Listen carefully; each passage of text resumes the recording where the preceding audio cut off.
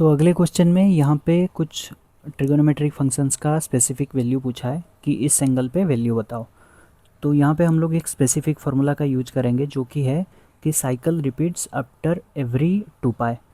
तो जैसे हमने यूनिट सर्कल ड्रॉ करा था उसमें क्या करा था हमने कि देखा था एक फुल रिवॉल्यूशन के बाद ये इसी पॉइंट पे आ जाता है, यानी कि थीटा पॉइंट पे ये थीटा एंगल रोटेट करने पे ये जो पॉइंट पे जो कोऑर्डिनेट का वैल्यू आता था, तो आप अगर 2 पाई प्लस थीटा रोटेट करते हो उस टाइम पे भी वही कोऑर्डिनेट में पहुंचोगे।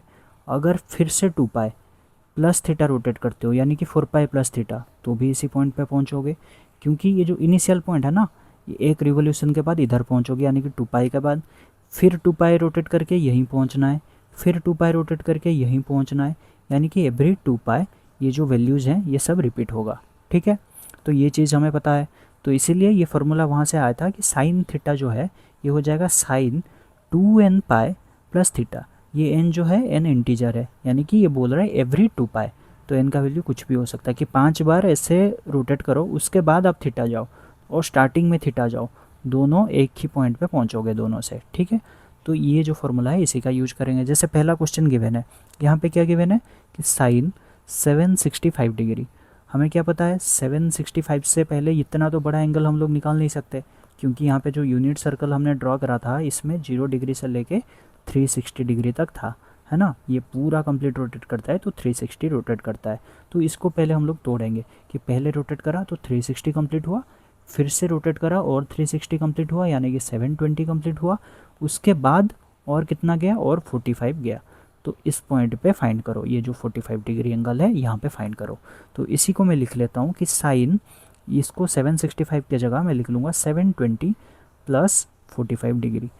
और हमें पता है कि ये जो 720 है प्लस 45 है ये बराबर हो जाएगा साइन 45 का। क्यों? क्योंकि साइन थीटा जो है sign 2n pi plus theta है, ये जो है 2 पाई इंटू 2 यानी कि 4 पाई के बराबर है। ठीक है, तो ये है जो है साइन 4 पाई प्लस 45 डिग्री है। तो ये जो वैल्यू है ये हो जाएगा साइन 45 के बराबर, यानी कि इसका वैल्यू आ जाएगा 1/√2। तो एक ही चीज़ का ही ध्यान रखना है कि साइकिल जो है एवरी 2 पाई रिपीट होता है। तो सेकंड क्वेश्चन क्या गिवन है, कोसेक -1410। तो यहाँ पे लिख लेता हूँ कि कोसेक -1410। ठीक है, अभी मैं देखता हूँ -1410 ये तो मैं पता नहीं कर सकता ऐसे ऐसे कितना जाऊँगा। तो एक काम करता हूँ -1410 में जितना वैल्यू आएगा अगर मैं इसमें प्लस 360 करता हूँ इसका वैल्यू भी बराबर आएगा, प्लस अगर और 360 करता हूँ ये भी सेम आएगा, इसी के बराबर आएगा, प्लस 360 करता हूँ तो भी इसके बराबर आएगा, प्लस 360 करता हूँ तो भी इसी के बराबर आएगा। तो मैं इसको लिख लेता हूँ कि ये जो है ये बराबर हो जाएगा cosec -1410 degree plus 360 degree into 4। ठीक है, 360 हर 360 में वैल्यू रिपीट होता है, तो मैंने ऐसे 4 बार पहले रिवोल्यूशन लिया उसके बाद ये वैल्यू और ऐड करा, तो ये बराबर हो जाएगा इसका। तो अभी इसको सॉल्व करेंगे तो आएगा कोसेक -1410 डिग्री प्लस ये हो जाएगा 1440 डिग्री, तो ये आ जाएगा कोसेक 30 डिग्री। कोसेक 30 डिग्री का वैल्यू क्या है 2। अगला गिवन है 10 19 पाई/3। पहले इसको होल नंबर फ्रैक्शन में लिखोगे तो ये आ जाएगा 10, ये आ जाएगा 6 पाई प्लस पाई/3। ठीक है, इतना आ जाएगा। अभी ये जो 6 पाई है 6 पाई 2 पाई इंटू 3 है, और मैंने बोला था हर 2 पाई में वैल्यू रिपीट हो रहा है, यानी कि 2 पाई गया फिर 2 पाई गया फिर 2 पाई गया, अभी आ गया पूरा स्टार्टिंग पॉइंट में 0 1 0। ऐसा था ना यूनिट सर्कल, यहाँ से ही स्टार्ट कर रहे थे पर 2 पाई 2 पाई 2 पाई 3 बार जाने के बाद यहीं पॉइंट पे आ गया। अभी और पाई/3 गया, अभी और पाई/3 गया तो इस पॉइंट पे पहुंचा। तो ये सब ना करके इसको बराबर कर देता हूँ डायरेक्ट पाई/3 के बराबर। तो ये जो है ये इक्वल हो जाएगा इक्वल्स टू 10 पाई/3। 10 पाई/3 का वैल्यू क्या है पाई यानी कि 180, तो पाई/3 60, 1060 का वैल्यू कितना है √3, तो इसका वैल्यू मिल गया √3। देखो अगले क्वेश्चन में गिवन है साइन -11 पाई/3। अभी एक चीज़ तो मुझे पता है कि मेरे पास जो वैल्यूज़ है ना वो 0 से लेके 2 पाई के लिए वैल्यूज़ हैं।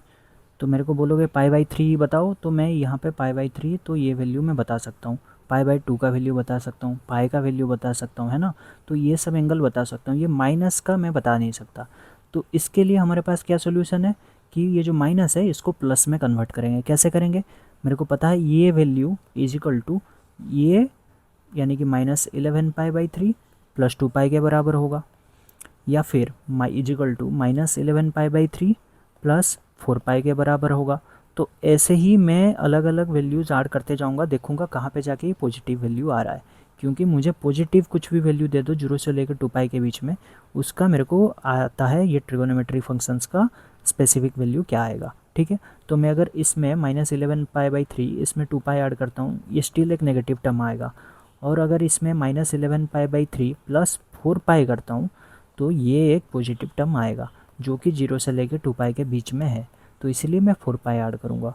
और 2π 4π ऐसा क्यों ऐड कर रहा हूँ, क्योंकि हर 2π में ये वैल्यू रिपीट होता है।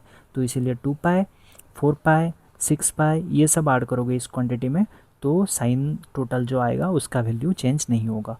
तो इसीलिए मैंने क्या करा, यहाँ पे लिख दिया साइन -11π/3 + 4π।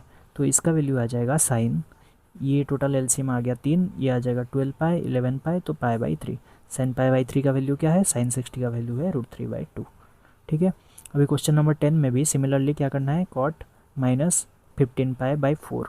ठीक है, मेरे को पॉजिटिव क्वांटिटी चाहिए, तो पॉजिटिव के लिए मैं पुट करूँगा यहाँ पे 2π करने से ये 4 × 2 कितना होगा 8π, ये स्टिल एक नेगेटिव टर्म आएगा, है ना। अभी अगर मैं +3π करता हूँ यहाँ पे, तो आएगा 4 × 3 12π -15π, ये स्टिल एक नेगेटिव टर्म आएगा।